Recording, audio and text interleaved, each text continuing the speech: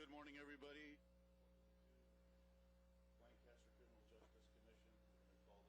We're going to call this meeting to order at 10:01 a.m. Oh, there we go. Let's start over again. Good morning, everybody. Welcome to the Lancaster Criminal Justice Commission meeting.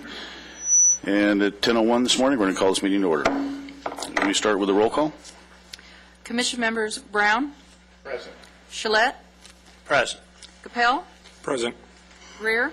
Present. Harris. Present. Vice Chairman Fuller. Present. Chairman Vieira. We have a quorum. And thank you. Before we get started, I'd also just like to mention that Dr. Vieira is not going to be here today, so I'll be running the meeting. And also a special welcome to Mr. Gillette, who was appointed to this commission yesterday evening at the City Council meeting. So welcome to the commission. Thank you. We're going to start with an invocation by Pastor Charles Threewitt from St. Andrew's Anglican Church, followed by the Pledge of Allegiance with our new commissioner, Mr. Gillette. I don't believe Father Threewitt is here. Okay, with his absence then, Mr. Gillette, would you lead us in the Pledge of Allegiance?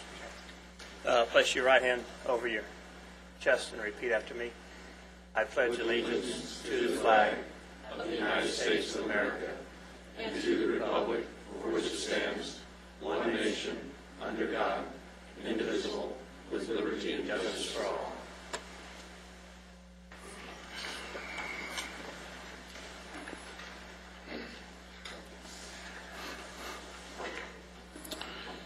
And it looks like we have Los Angeles County Sheriff Lieutenant Patrick Nelson is going to give us a presentation regarding the AVCFI program this morning. Sir, we're going to actually have Lieutenant Doughton, who's the coordinator for the Antelope Valley Crime Fighting Initiative, give that presentation. Welcome. Chairman, Commission members, nice to see you all again. Glad to be back. As you guys all know, or hopefully you know, that when Bob Johnson came over and became the captain of Lancaster Station, I took his job, taking over the helm of the Antelope Valley Crime Fighting Initiatives. The program's been in place over 5 years now. Started in April of '07, primarily to coordinate crime fighting efforts within the Antelope Valley, both Palmdale and Lancaster cities, and the unincorporated area. Bob Denham was the first lieutenant that took the helm of that, then Bob Johnson, and now I've got some huge shoes to fill. Been really active since I took over in April. It's quite a feat, Bob will tell you, trying to get all the teams coordinated to come up and do these large-scale operations. We've been real successful to continue with the strategies that were put in place by Captain Johnson and Captain Denham. In fact, yesterday we went out in Lancaster's area only. We did a petty theft operation that focused on shoplifters in Eastside Walmart, the Valley Central Way Walmart, and the Target stores. And over 8 hours, they arrested 32 people. 14 of them are going to be felony charged for burglary. But it was just pretty much, it's ended up, they're going in and they're stealing so much that loss prevention is having a hard time keeping up with it. So now through the end of the year, the strategies work so well. We've done it in Palmdale. We're going to do it in Lancaster. We're going to continue through the end of the year with this strategy to really focus on those crimes because there's just a lot of them. I was looking at our report, and so far for the city of Lancaster, we've had 990 petty thefts since the beginning of the year. Not all those represent the commercial establishments, but a big portion of those are from the commercial establishment. So anyway, back to what I've been doing. One of my big things is to make sure that I coordinate all the efforts up here, and I get the teams up here, and we use not only the teams that are from Lancaster, that the city of Lancaster pays, the teams that the city of Palmdale pays for, but we bring the COPS teams up, the OSS, the GET, all the county resources that are up here. We make sure that both cities are getting the appropriate coverage from these teams. So what we've been able to do is, since I took over in April, we've had 9 large-scale operations. We've arrested over 145 people out of those operations. Most of those were felony charges. We had 46 parole or probation violations. We seized 42 firearms, and we seized a large quantity of marijuana. We took down a couple large marijuana grows. The resources that we use, I talked about the city teams. We used Lancaster Top, LANCAP, the Berg team, the detectives, traffic, Palmdale, the same resources from those. Those are all basically resources that are part of the contracts. Outside of the contract, we've been using the COPS AV teams, East LA's team, Temple's team, and Altadena's team on a regular basis. They've been sending their guys up. So we've been getting like 7 or 8 teams from the COPS Bureau. OSS and GET, we've been actively using both the OSS teams from both stations and the GET team, and they're always very active in our enforcement efforts. Headquarters Narcotics team, they've stepped up. We've been using their team on a regular basis, and they've been providing at least one canine. In fact, we've got a full-time canine up here from Narcotics Bureau. So when we're going out and doing these searches, we have the dog that can go out and assist us with, package searches for narcotics. Transit Services Bureau, they've been sending up 2 or 3 dogs every time we have a large operation. So they've really kicked in, and they've been helping us out with all the operations. LA County Probation, Parole Office has been assisting us with all the operations. The last few times, we've really stepped it up. Kern County Sheriff and California City Police Department have really helped us out. And we're trying to do cooperative effort enforcement with them. We've actually gone into Kern County and California City and done operations down there because we know that a lot of times the probationers and the parolees have gone down to or gone up to California City and Kern County to find refuge. So we'll go down there and do probation and parole searches with Kern County, and we find that it's very, very successful. Speaking of successes, for years when we do these large-scale operations, and Bob can attest to it, that normally we get about a third.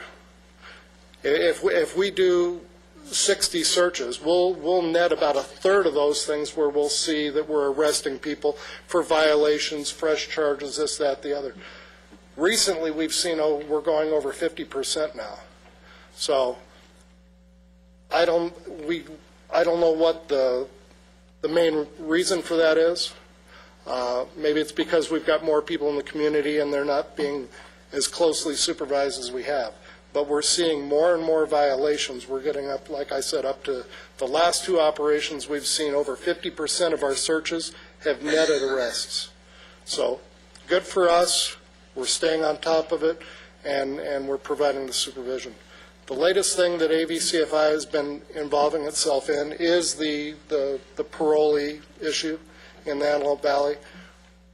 Since it's been taken over by the County Probation Department, we are assisting with the COPS team, and we're going out and we're trying to develop search operations where we'll go out and we'll meet these newly released parolees on county parole and give them the resources that are available in the community, make sure that they're at their address that they're supposed to be at, and then provide that necessary message that they are going to be closely supervised.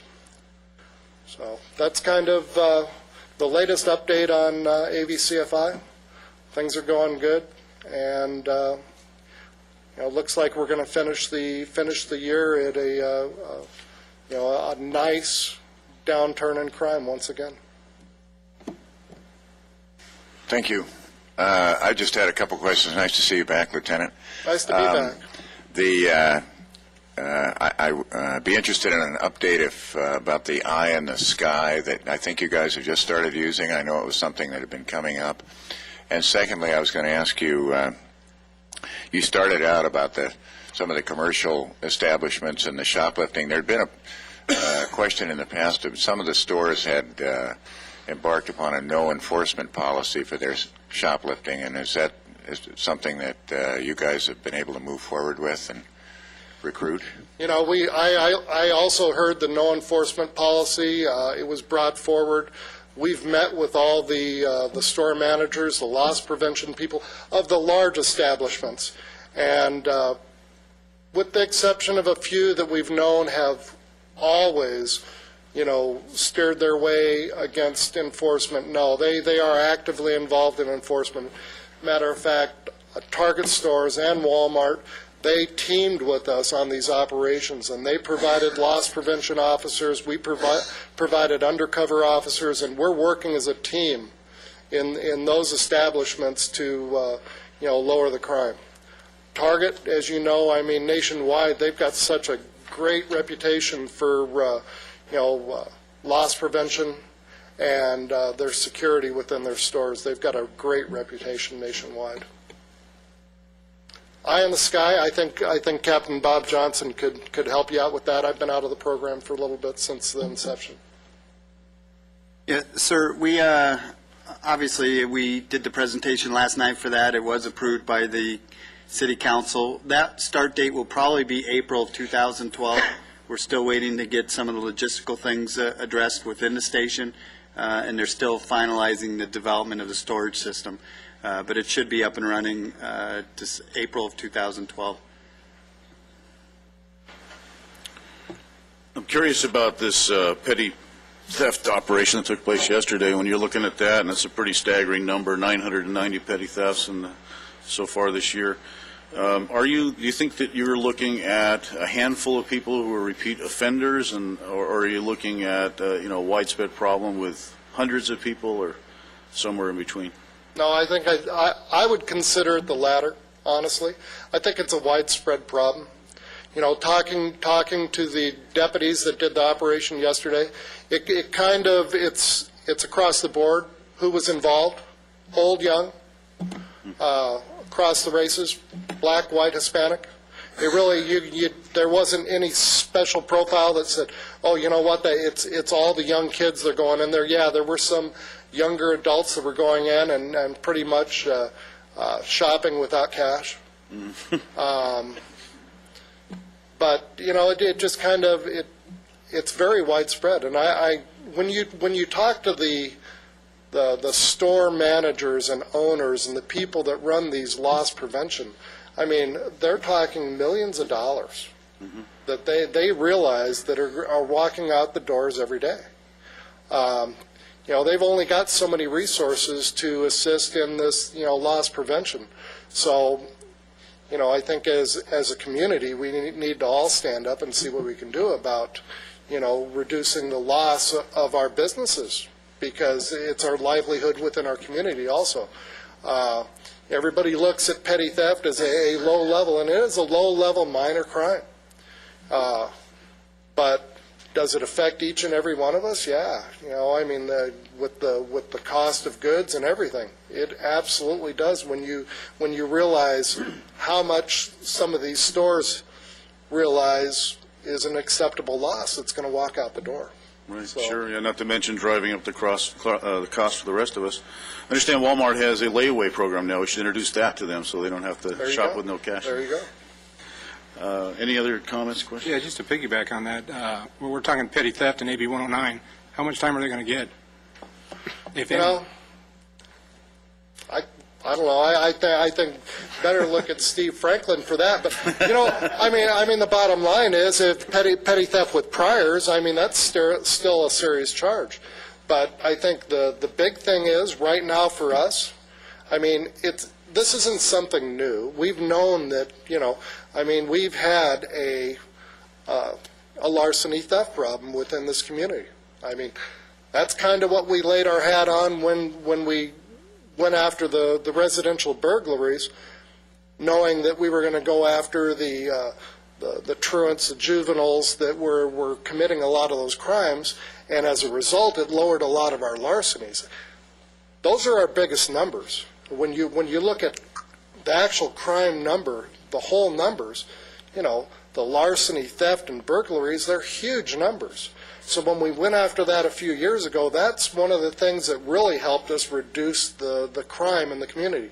Yeah, we also reduced the violent crime, the stuff that really affects the quality of life within the communities, the gang crime, the violent crime, but also, we reduced this burglary and the larceny thefts, and that's also quality of life. You leave your cell phone in your car and you don't lock your car, shame on you, but when you come out, that changes your life. You're going to the cell phone place and buying a new cell phone for $400, and then you have to go report it, and you're victimized that way. Yes, that's a minor crime, but for a lot of community members, that's the biggest thing in their life that's ever happened. Their life has been turned upside down by the loss of the cell phone. So, those are very, very important crimes, and I think going after those things has been very effective, and we're going to continue to do it. The problem is the word is out to all the criminals that there is no punishment anymore. And to piggyback on what you were saying is your searches are over 50% now. The problem we're having with parole right now is the fact that they'll straight out tell you, I don't care, I'll do anything I want because I'm not going to go to jail for more than 30 or 90 days. So that's a significant problem that we're having out there. And with the petty theft like that, you're going to arrest them. They're going to be out within a few days. Then they're going to tell all their buddies that, oh, there's no problem. Go ahead and do it because you just get a couple days. And that's a reality that we're dealing with right now. Better a couple of days than no days. And hey, listen, if all we're going to get is 90 days, that's 90 days that if we didn't do anything, we wouldn't normally get anyway. So we've got to move on, and we've got to realize that it is one of the things. I've heard the same statements from people too, but it's not a deterrent for us taking them to jail. We're going to continue to take them to jail. That's not going to deter us. No, and I concur. We do the same thing, but like I said, it's a bigger problem than that we're going to see probably in the near future. No, I agree. I think unless you got your head in the sand, I think everybody realizes that we've got an uphill battle, but you just got to grind. You got to grind. 26 miles the captain did the other day, so I think we can all follow him and just continue just to push. And we're gonna make this community safer. Comments, Commissioners? I have one question. I would like, for those that didn't hear the presentation last night, maybe Captain could tell us some of the capabilities of the Eye in the Sky, because I was pretty astonished last night because, all I heard was an eye in the sky and watch out what's going on. But could you tell us some of the capabilities? Yeah, absolutely, sir. The Eye in the Sky, if you do, well, the actual name for the Eye in the Sky is Law Enforcement Aerial Platform Systems, LEAPS. That's the program. That's what's getting put into place. Basically, it's one plane, one pilot with a fixed camera on the plane.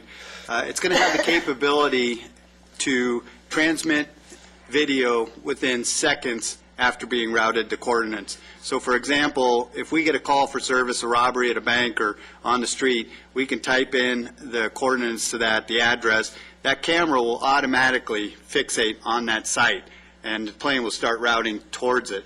But either way, it's going to give us eyes on that target within seconds.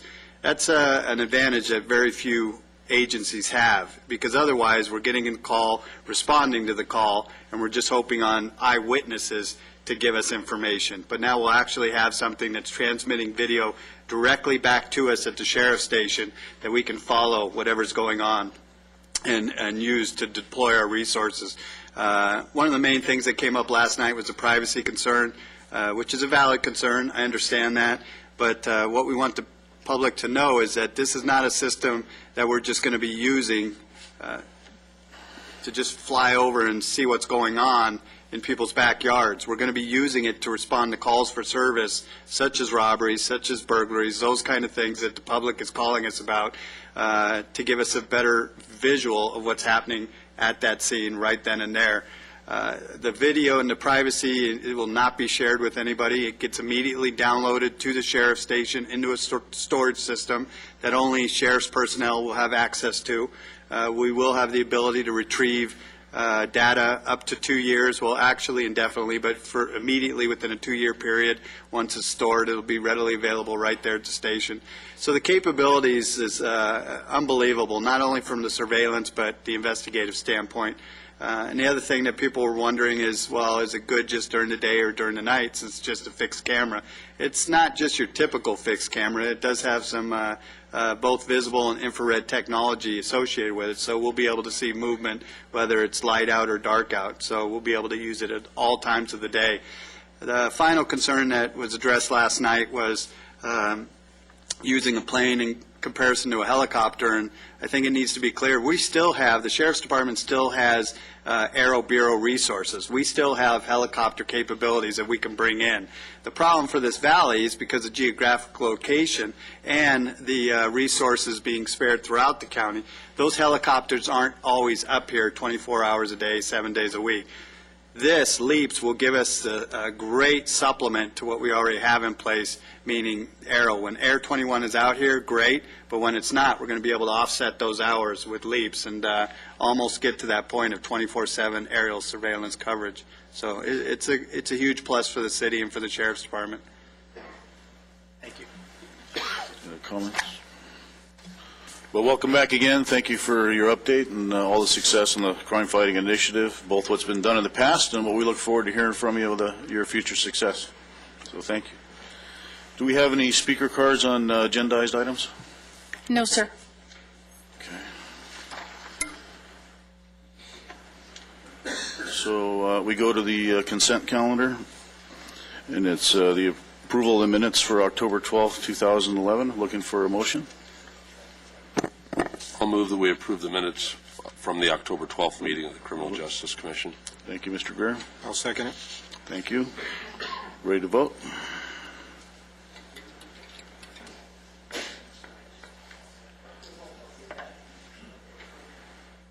And passes unanimously.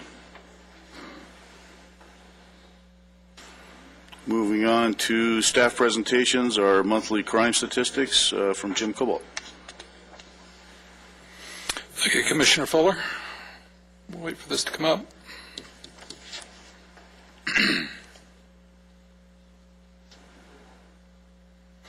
All right, our measurement period's October 9th to November 5th, 2011. As we take a look at it, and I would remind the commissioners that this is readily available on the internet on the public safety webpage, so that you can review it at your leisure. You can see we have a range of Part 1 crimes during the 4 weeks measured from 63 to 78, and these are Part 1 crimes that we actually had reports on and that were geocoded to the city limits of Lancaster. Sometimes some of the data gets a little rough and things appear in some data that doesn't exactly geocode to the city. These geocode to our city limits. Within the scope of arrests, we can see that we had, for violent crime arrests, we had only 3 weeks, and it's the same way for property crimes, where data was available. It's pretty consistent across the board. And then we get down into the total arrest. You can see the high week there was 43 and the low week was 41. And then at the bottom of the page, we have the total number of reports that were issued for the measurement period. So as we look at the data, we can see in October we had a weekly average of 66.25 Part 1 crimes. We had a median of 68.5, and in November we bumped up just a little bit to 70.5 for both the average and the median. When we get to the reporting districts and the most active reporting districts, 1135 was most active with 47 Part 1 crimes, 1137 was second with 36, third was 1127 with 31, 1132 with 26, and 1122 with 21. I'll give you an idea of where those reporting districts at and how the crime laid out in those particular areas.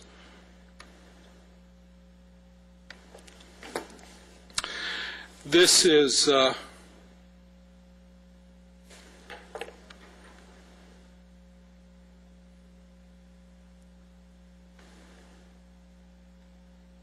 This is 1135. This was the most active district, and as you can see, we had a lot of activity up around Avenue I, and then we dropped down to the area around and just north of the area of 20th Street East and Avenue J. You can see the big concentration in here, and as it extends on up and on across Avenue I, we see a lot of larceny activity up there and auto theft.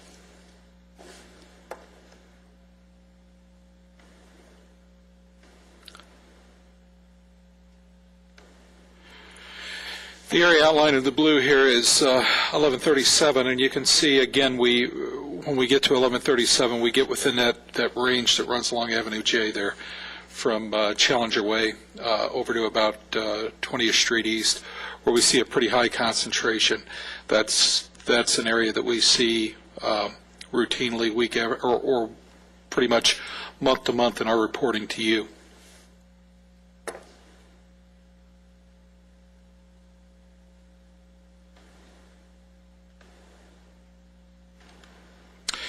The area outlined in blue here is 1127, and of course that goes from about 10th Street West over to about 60th Street West, and from I down to J.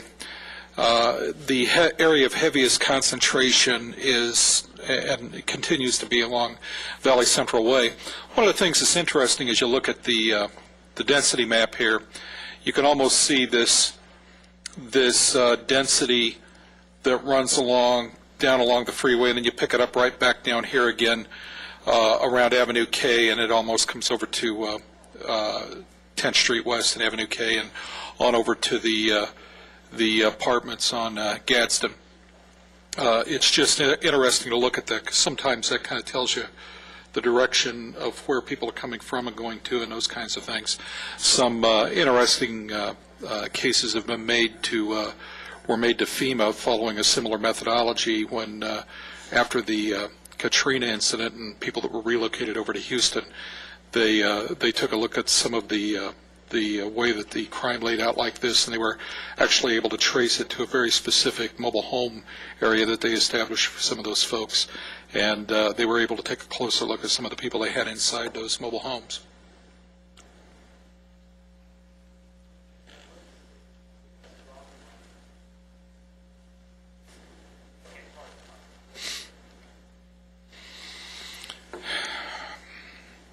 This is 1132. 1132 runs essentially from Sierra Highway over to Challenger Way, Avenue I down to Avenue J, and you can see that from a density perspective, this is a pretty active area all the way around. You can see everything from the yellow to the brown to the orange to the red.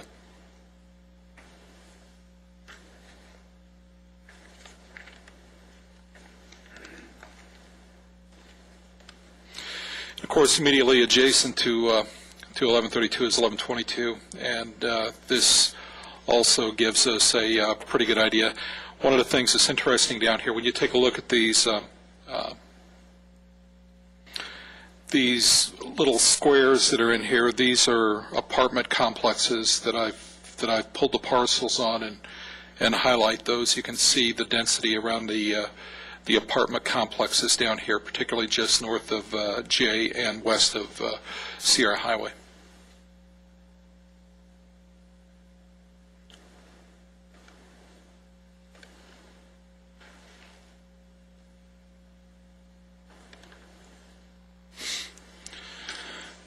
When we take a look at residential burglary by reporting district, 1137, that second area that I showed you up there had the highest frequency of residential burglaries with 10. 1192 on the other side of town had or followed with 9. 1127 and 1132 tied with 5, and 1133 and 1135 tied with 3. When we take a look at larcenies involving vehicles, 1137 led the way on that, and that was the very first one or first reporting district that I showed you that had 8. 1135 followed with 7. 1127 followed with 3. 1132 and 34. So you can see there's a pretty heavy concentration of vehicle larcenies on the east side of town. So we take a look at the 52-week trends by Part 1 category. The highest level Part 1 category that was trending up was burglary, and you can see this is a little bit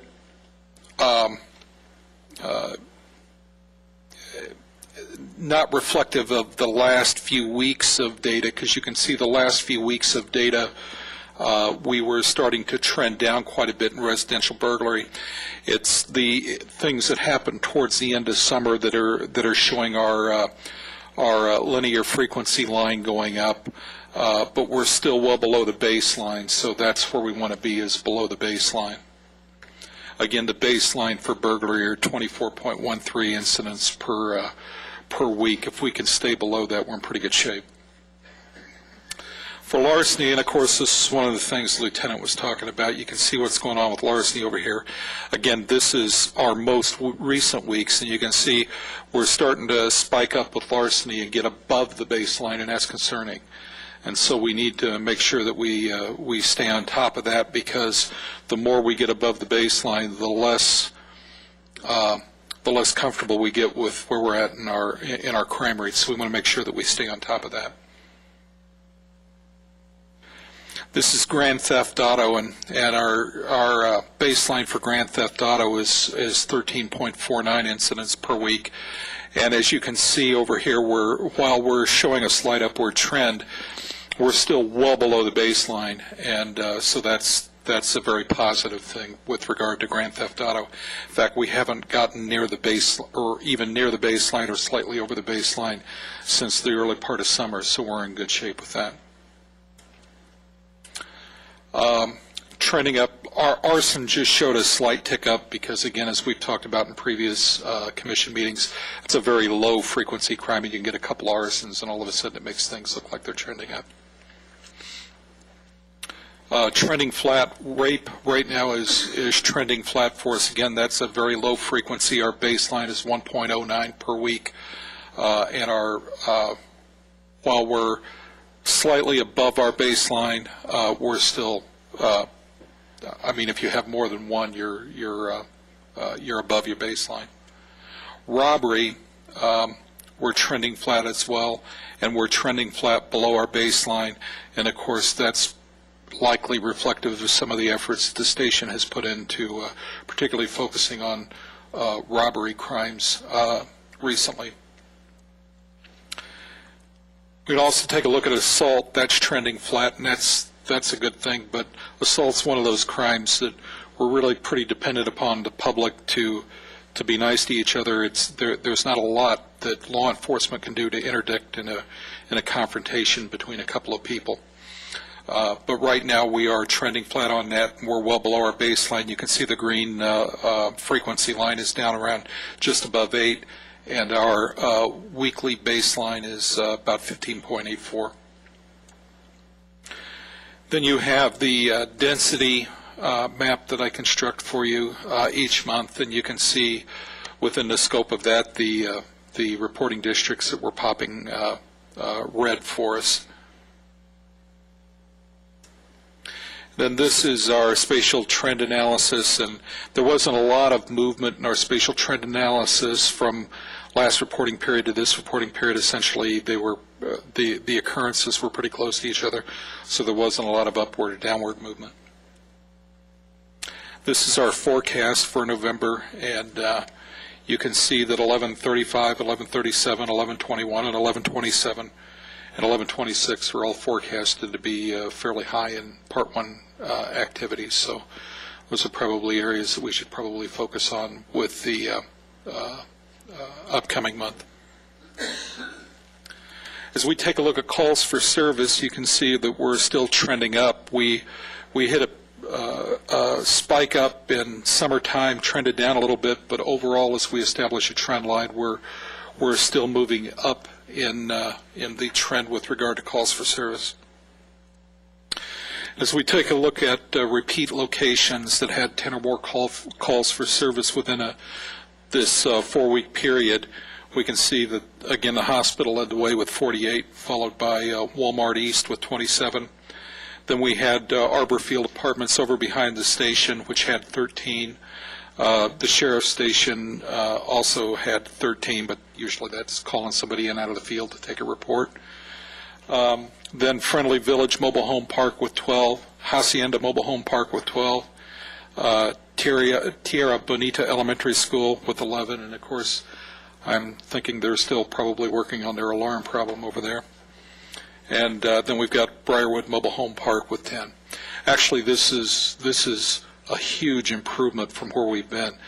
The Captain Johnson has taken a very active role in researching when we send these over, making sure that they're attentive to where these problems are arising, because these can be frequently, if you get a spike in calls for service at a particular location, that eventually is going to turn into a Part 1 crime, whether it be an assault, whether it be some other type of activity.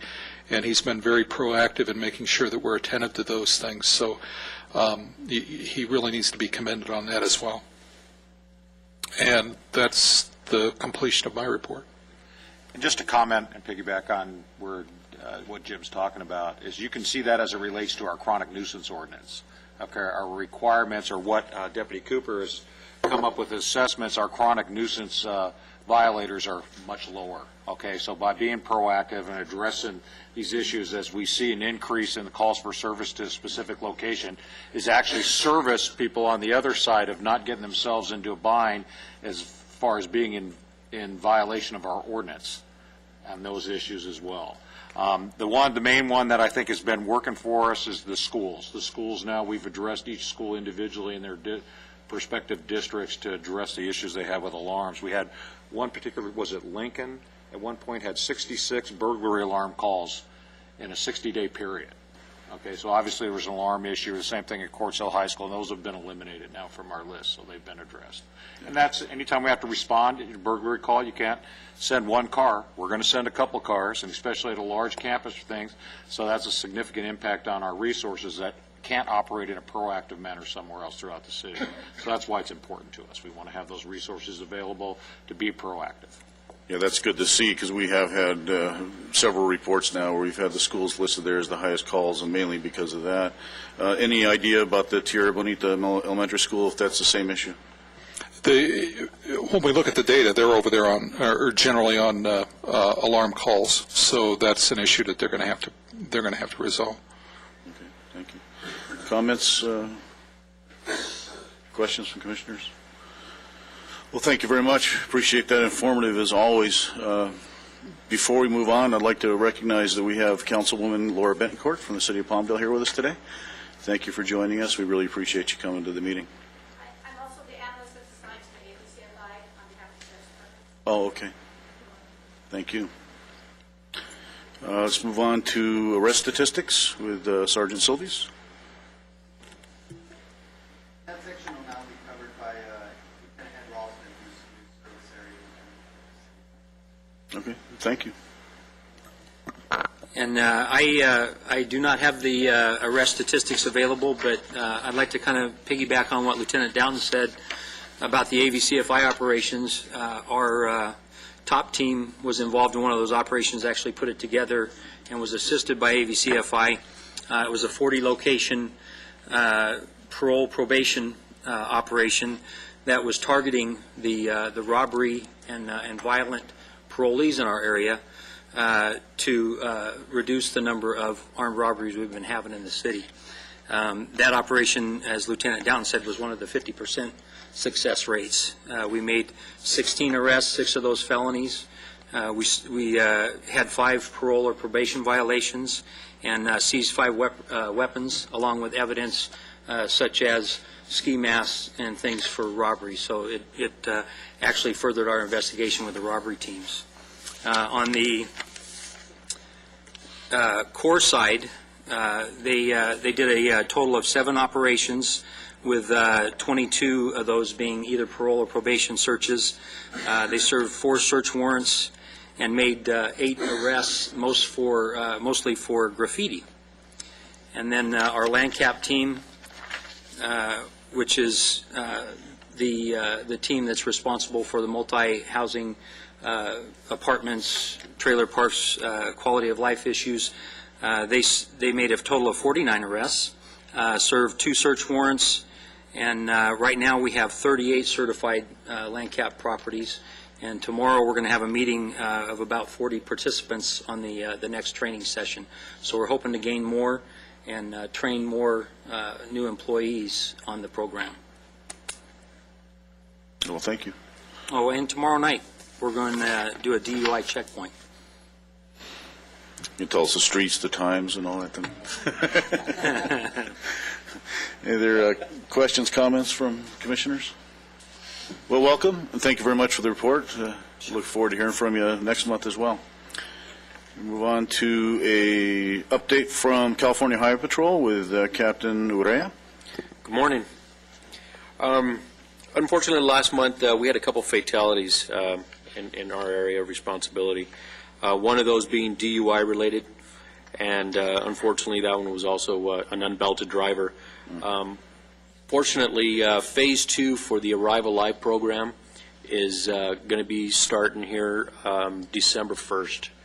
Arrive Alive program is in conjunction with the Newhall area on the 14 corridor, and it'll be zero tolerance DUI enforcement, and it's going to be a 10-month program. It'll run until the end of September of next year. So that's been good for us. With the inclement weather coming, we've been doing a lot of public service announcements for the snow, the fog, and safe driving. We've also coupled that now not only with our friends over at Time Warner Cable, but also with the Spanish radio stations. So our public affairs officers that speak Spanish, as I do also, we're getting that message out, and also trying to just trying to educate the public as far as safe driving goes in the bad weather that's coming up, and also doing it for the AV Press and also for La Prensa Popular, the newspaper for the Hispanic community. About 2 months ago, we had a collision involving a foster parent that I'm sure you may have heard about. It involved some car seats that were in the car. Unfortunately, they were improperly installed. What we did is we partnered up now with with CPS here in Lancaster, and in fact today we're doing a clinic with the caseworkers there to show them what to look for when they turn over these kids to these foster families. Many things as far as improper installation of it. Several of these car seats that are being utilized, and a couple of them in that collision that I mentioned, was also, they were expired. And I don't know if a lot of people realize, but car seats, they actually expire. You can't pass them down from kid to kid. They have a shelf life on them.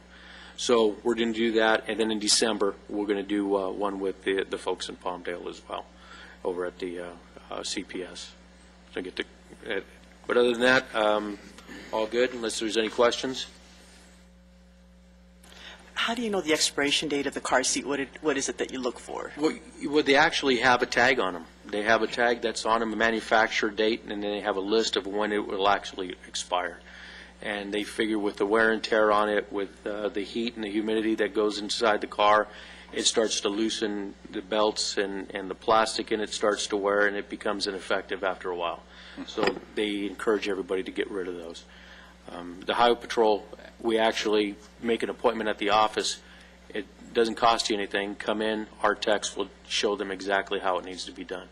So they can put them in for nothing. So. Thank you. One more question. With the holidays right around the corner, are the DUI checkpoints going to be increased? DUI checkpoints, well, we don't have any plans for them right now. We're going to put most of our resources into this 14 corridor over the holidays, and then we will continue our maximum enforcement policies during the Thanksgiving holiday as well as Christmas, New Year's. Okay, thank you. You bet. I have One last comment. I think I saw in the paper that you are going to be speaking at a meeting, is it this evening, and also Captain Johnson concerning the realignment plan for the prisons in California? Yes. Yes, we will. You want to say when and where that is, just for That'll be this evening at Sierra Toyota at 5:30 this evening, and that will be in conjunction with Mr. Knight. Thank you. Any other comments? Well, thank you very much for the report. We appreciate it. Move on to an update from Deputy District Attorney, Mr. Franklin. Thank you. For October, our office filed 274 felonies and declined 92. So year to date, we've had 3,367 felony filings. To try and put that into context, the higher cities, or I'm sorry, the higher areas are Compton. Their total complaints filed up until through October of this year is 4,981. Norwalk also has more cases filed than the Antelope Valley at 4,129, as does Pomona at 3,448. So those cities appear to have more crime, felony filings, criminal felony filings. As far as misdemeanors,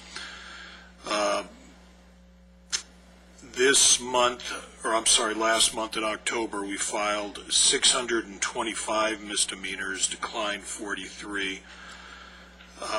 So year to date, our misdemeanor filings are 7,669. Undoubtedly, a lot of those are attributed with the petty thefts that Lieutenant Downton was talking about earlier, and the burglaries. To put that in context, Compton has more misdemeanor filings, as does with 7,992. East LA has more at 9,535, and West Covina at 9,281. And again, we're at 7,669. So, as far as perspective goes, those cities have more problems apparently than we do here in the AV. So, as far as the cases that do come through, I know that AB 109 is certainly a concern. It's a concern with me. I know we've talked about it. We are keeping a very close eye on an individual's priors and see what we can do to file on current crimes to make the defendants eligible for state prison as opposed to local custody time. So we're scrubbing those, and I'm certainly impressing upon the troops there in AV. So we're doing what we can to make sure when there is a prison commitment, they do go to state prison and not local custody. And that's all. Any questions?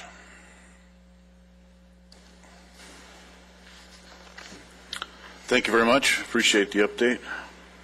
We're going to move to a report on our Neighborhood Impact Program with Commissioner Harris.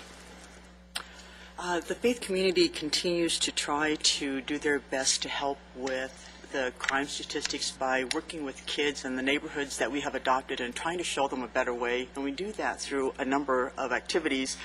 Right now, the activity that we're concentrating on is the flag football team. So we have 85 players on the flag football team. We've got 29 cheerleaders that signed up. So we're trying to see what it is that we can do to help that sports league to grow. And the other thing that we did was have harvest parties, and we also open up the homes at Halloween. And at one of the homes, we gave away hot dogs and bottled water in addition, just to have, people hang around and talk with them and see what some of their concerns are, and is there anything that we can do to help them. So we just had a great time doing that. We're going to be concentrating on giving away bags of groceries at Thanksgiving. So we partner up with Grace Resource Center, and we give away bags of groceries and a gift card toward a turkey, or we actually give away a turkey to those that need it. So that's what we're doing right now. We're also taking a look at what it is that we can do for the Martin Luther King Workday, and primarily we're going to focus on Antelope Valley High School, and we'll tell you more about that to come. We partner also with Antelope Valley Partners for Health, and there is a home in each one of the neighborhoods. It's a wellness clinic, and their focus is on the sort of the health aspect of the people in the community. And they've done a fantastic job, but they've had a number of things going on. For example, classes on domestic violence. They have had knitting classes. They're also doing community gardens in conjunction with the neighborhood homes. They've had grief loss programs, touch time, where the moms are shown how to do an infant massage. And they also, all of the houses, they do walks in the mornings, and so they try to work on the health of the community. And I think that about covers my report. I don't know if anybody has any questions.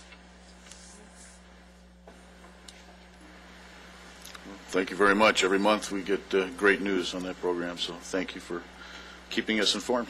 You're welcome. Appreciate it. I'd like to combine the next two points, the Business Watch Subcommittee update and the Public Safety update, and turn the floor over to Mr. DeRico. Thank you, sir. Just on the Business Watch forefront now, as we're concentrating on the small businesses throughout the community, we're still working on updating our former members of our Business Watch program, bringing them up to date, and then recruiting new membership. Again, we have been placing them into that Yahoo Group site so we can network through our business community. And as soon as we're done with that update, because there's a lot to do, is being involved in that and bringing that update forward, we'll also sign every commission member up for that Yahoo Group so you can access that information and those businesses out there, so you can see what some of the dialogue is that's going on, or you can put things out or see what they're doing in their community. On the public safety update side, what I'd like to do is, first I want to introduce you to some folks here that are part of our public safety office here at Lancaster, just to reintroduce some folks. Obviously with Jim, handles a lot of our crime mapping, statistical update, all our issues, and really is good at working together with the different agencies for enforcement here locally on how to manage some of our resources or where our emphasis is, and that's been a great partnership with all the agencies, first and foremost with the Sheriff's Department locally here and dealing with crime issues in our community. Then I want to bring Marlene Navarro. Poor Marlene, she handles our restitution apportionment, and especially with some of our restitution agreements with the court, and that's a gigantic undertaking. As well, she manages, works together with our parking enforcement folks. Anne-Marie Mercer is another former CSO that we brought Anne-Marie over. She works with Jim with the Community Youth Court as well as our nuisance abatement issues. And then Brenda Gamlowski. Brenda is manages our budget as it relates to our public safety programs and our contract with law enforcement, and she keeps me in line. And then Don Lovelace, I'd like to introduce Don. Don's our volunteer. Don's a former deputy sheriff who volunteers here with us in the public safety office. And he's probably, how many hours a week are you putting in right now? I think he's working more hours than I am. But Don's out there right now mapping all the vacant homes that we have throughout the city and the number, and that's something I'll be bringing forward to you as it relates to a database that we're putting together to address issues we have with vacant homes. So, but what I'd really like to do today is just, I put a couple pamphlets up there for you to review. One is our holiday safety guide that is also web accessible on the city's website that we're going to promote over the next several weeks through the holiday season. Okay, and the other thing is that I'd like Jim to touch base on where we're at on the Community Youth Court. It's proving to be an ever-expanding diversion program that we're offering out there to try and take these kids who are first-time offenders and get them back on the right path with the restorative justice model. So, Jim, if you could please handle that. Sure, thanks, Lee. Just as a quick reminder, the youth court started in September of 2010, October of 2010, when we began hearing our first cases. And we've been working through it since then. We hear every first and third Wednesday of the month. We hear between 4 and 6 cases, depending on the number of cases we can get screened for the youth court at that particular time. Primarily what we hear are cases involving first-time offenders that are either involved in truancy issues, sometimes some minor drug offenses, sometimes some other offenses, petty theft and those kinds of things. But it gives us an opportunity to try to divert the kids out of the system. And we get a lot of help from the Sheriff's Department side with that because they get the citations first. And Lieutenant Dave Oliva over there oversees a lot of this, and the boots on the ground, so to speak, to actually review the cases is a civilian over there by the name of Christina Ashley. And Christina does a great job of screening these cases for us and saying, here are some folks that you might want to get in touch with to see if they would be interested in bringing them into the program. It's important to understand that we require both the consent of the parent and the child. If they want to accept responsibility for their actions, then we let them come into the court. If they say, hey, wait a minute, I think I was wrongly accused in this incident, then we go ahead and let the case go the normal route as opposed to coming into the program. We're just trying to help those kids out who say, hey, I made a mistake and I'd like to try to correct things if I can. In addition to the support that we get from the Sheriff's Department side, obviously Anne-Marie Mercer does a yeoman's effort with regard to trying to make sure that all of the cases get in. She calls a lot of the parents and says, hey, this is the services that are available to you. Would you be interested in coming into our program? Then we have a couple of caseworkers who are interns from the social work program, or the Master Social Work program over at the Bakersfield campus of California State University. Currently, we have Leticia Espatia and Laura Henry who help us with actually the case management. For example, currently we have 12 cases that are pending court, and we have 18 cases in what we call supervision. And the supervision aspect is, it's where the caseworkers work with the families to make sure that the youth carries out the sentence that's been imposed on them. Frequently, some of the things that we see in youth court is, while we tend to think, these kids are out here doing it, one of the things that we see when the parents come up and stand at the podium up here is that frequently the parents lack the skills that are necessary to actually be able to manage the issues that they're dealing with.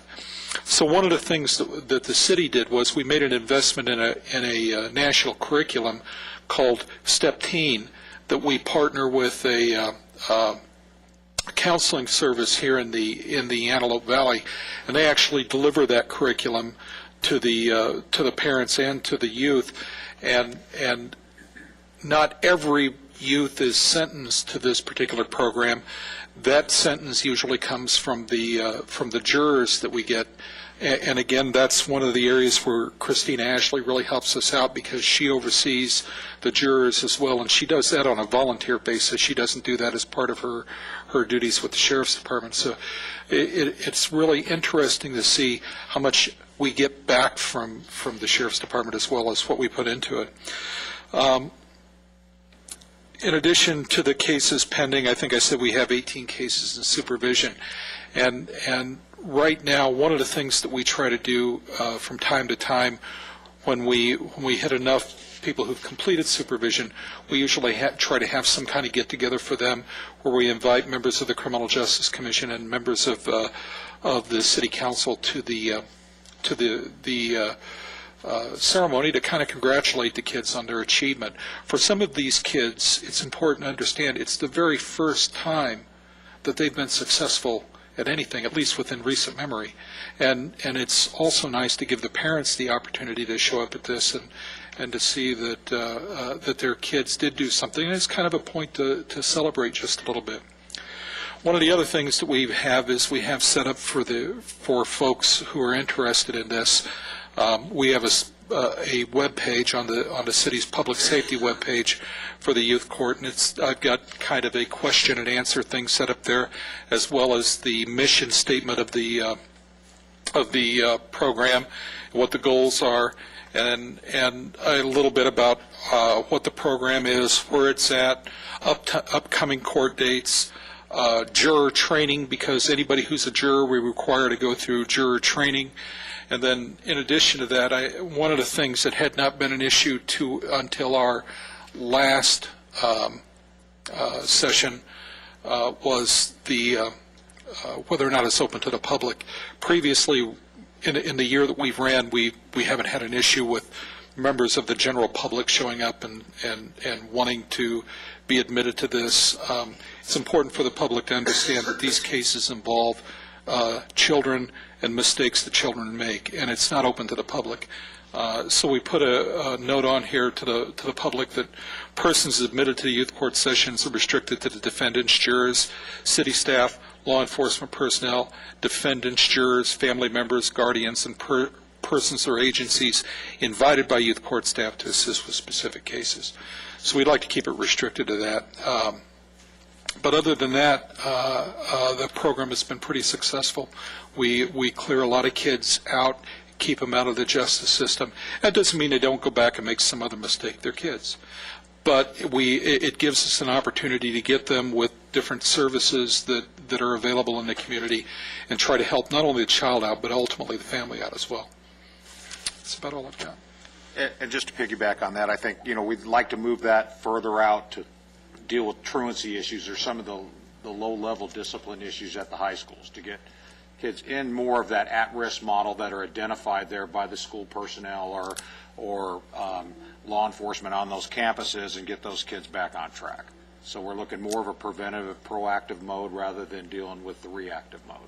Okay, so I think it's something that we just want to continue to grow, and we're quite proud of it at this point. Also, I put out there for you the agenda for tomorrow's LANDCAP training. You can see it's pretty extensive. What we offer in the training, the Sheriff's Department, the deputies from the LANDCAP team, as well as the city staff and the folks that we bring in, do a really good job. So if there's anything there you see on that agenda that piques your interest, you're more than welcome to come and observe and observe the presentations. And if at any point, if you have any questions as it relates to any of those outlines, we can electronically send you what the presentation is on that, so you could review it. One other person I'd like to recognize is Marlene Navarro. Marlene, whenever we have a language issue, Marlene jumps right in and helps us out with that. She attends court, she translates for the judge, for the defendants, and everything else. She does a great job with that as well.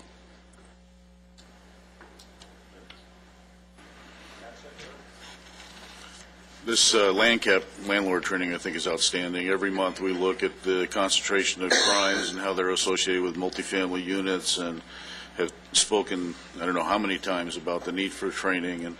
And I know it's being done, but I'm glad to see it being repeated and that the program continues, because that's, I think, key is educating the landlords to the problems that we're facing. Well, I think the thing about it, too, is what always amazes me is the level of expertise that the deputies that are participating in these task force programs have. And I think that's the thing that we don't ever really talk about, but the level they qualify for these teams based on the activity and their enthusiasm to learn different things as they move throughout their law enforcement career. And that all comes together when we network resources and things in these operations that we talk about. You're not going to take just a normal street cop and put them in these situations and deal with all the possibilities that you deal with, especially as it relates to multifamily housing and things as well. And so the thing is just not on an enforcement standpoint, but on the civil side of issues and just basically general dealing with difficult situations that people may be in, and ultimately just to be problem solvers. The whole idea, and I think for all of us, is we want compliance and people to get along and raise that quality standard of living in our community, because it benefits all of us, and just solve problems. The holiday safety guide, is this the first year it's being published? No, that's something we do every year, but we are enhancing it.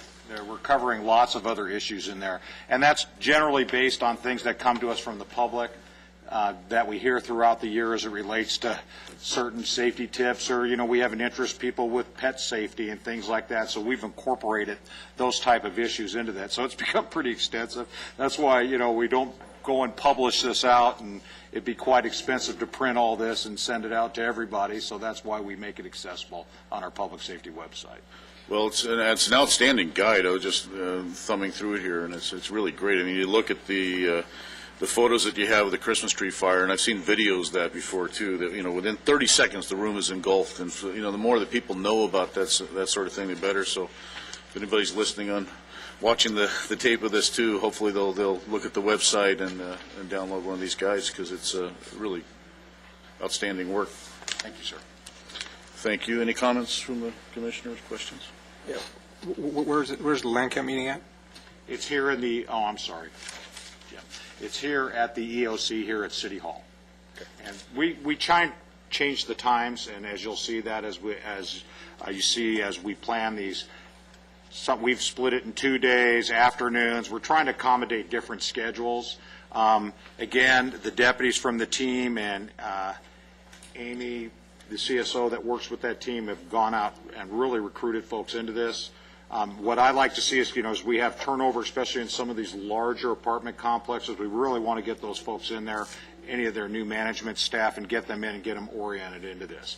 As well, it works as a service for them to have a resource to go to with the Sheriff's Department or the city or some of the presenters here with questions they may have. So it works both ways. You may have stated it and I missed it, but on these landlord trainings, this land cap trainings, does that take place on a monthly basis, or how often does that take place? We try to do it every third month. Every third month, okay. As more interest occurs at certain times of the year, we'll do it bi-monthly. And again, we're happy to put them forward. It's at no cost to the members of the community that want to participate, and it's an excellent training. Good deal. Any comments? Questions? Okay, so we move forward to the public business from the floor, non-agendized items.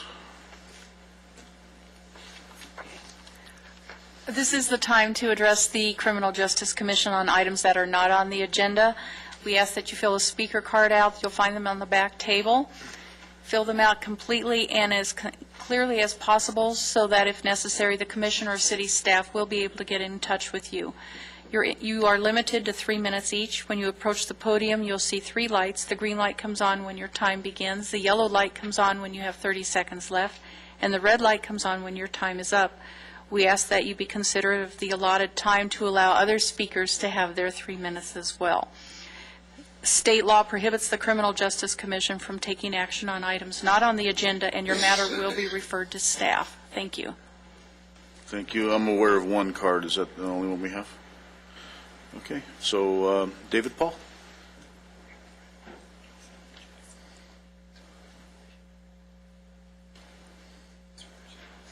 Mr. Vice Chair and Commissioners, good morning. Morning. I come here to learn, and I always leave very impressed. Commissioner Harris, outstanding things. And Jim, this community youth court makes sitting through all your crime statistics worth it. What a great program. It's that old joke, the people gathering around the river calling everybody to come and help save the babies, and one person veers off and says, I'm going up the stream to see who's throwing these babies in the river. I like to see this cooperation. I had a fun time here last night. I remember a couple years ago I was here, and a few of you were here when I was telling the story about my disappointment about not getting to join the Criminal Justice Commission and my wife trying to soothe my feelings. But last night I got to stand up here, and I got to stand next to Dr. Mark Marshall and Dr. Arisha Mohammed, and have our Tapestry Commission announced. And the exciting thing about Tapestry is that it's not a governmental agency. It's an advisory commission to the mayor. So we're not subject to the Brown Act, and we can do a lot of things that you can't do. But I want to just put our thinking caps on, think about how we can work together. And if you have any ideas, please call me. You know, last night I was thinking, I was sitting there and a lady I know came in and she had the cold on her. She's outside doing a Occupy, wherever they're occupying, Lancaster. And I thought about the dissenters and how they're just a little bit different than the criminals that need to be handled differently. And I remembered back to being a boy. I was just turned 13, and my grandma wouldn't let me go to the 1968 Democratic Convention in Chicago. It's a good thing because there was some heads knocked there. I did have the opportunity to sell buttons and take a bus ride from Chicago to Washington in like 1971 to participate in a protest, and I had the excitement of having tear gas shot at me and mounted police swinging clubs. That wasn't very fun. But you have to keep the order, and we also have to help people, and it's always the challenge. The main thing I think about is what Lieutenant Doughton said. You know, you just have to keep on grinding, and I appreciate that out of all of you so much, because sometimes it's hard to keep doing that. There's so much against us. There's financial problems when the money dries up and people's pay and pensions are gone. Everybody here that is in that situation will be just like all these other people that are struggling. So we have to find a way to just love each other and work together. But I'm excited about the Tapestry Commission. And one more quick thing. In all my years of coming to these meetings, I have never heard a more humorous comment than the one that was made last night about the LEAPS program and the privacy issues. So go back and look at the comments from last night about that, and that will tickle you. Thank you, everybody. Thank you. Commissioner comments? On Halloween night, the Patrol Department did an operation. It was Operation Boo for all the sex offenders that are in the Antelope Valley. What we did was we have conditions of parole. This is the 18th year we've done it in a row. We put conditions of parole on the parolees that they cannot partake in any festivities for Halloween. They have to have their porch light off. They have to not pass out any candy, no Halloween gear or anything to have any kids come to their house. Out of the 75 locations, even though the parolees knew we were coming to their house, 6 of them still went into custody. That made me think and do a little research that in Lancaster we have 484 sex offenders. Approximately 95 of those are on parole. That means 400 other sex offenders are not being watched on Halloween night. And I did some research. Ontario has an ordinance that prohibits any sex offender from partaking in Halloween night. So I was thinking that if the city was inclined to do so, we can possibly look at an ordinance and put it on the agenda next month and maybe vote on it and send it up to the city council, if that was all right with everybody else.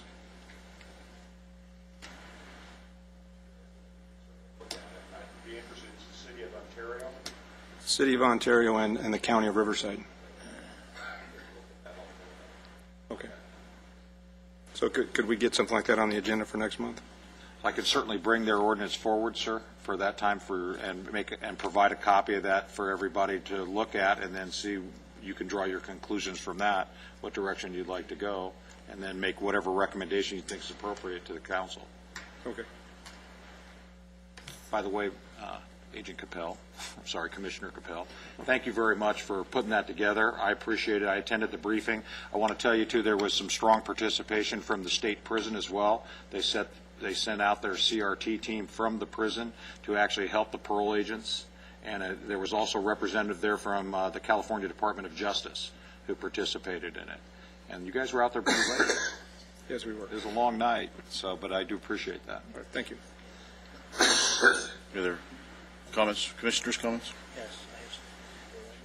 Since this is sort of my first rodeo with this group, I'd like to say I'm very honored to serve on this commission, and thank Marvin Christ, who got this kind of started a few years ago when He asked me to join the Sheriff's Boosters Club, which I've been on the board of directors now for 3 or 4 years. And law enforcement has always been in my family. My dad was law enforcement for over 50 years. My son is now a Los Angeles County Sheriff's deputy, a year and a half. And before I moved to California, I was also a commissioned deputy back in Calcasieu Parish in Louisiana. So it's just a pleasure to be able to serve on this commission.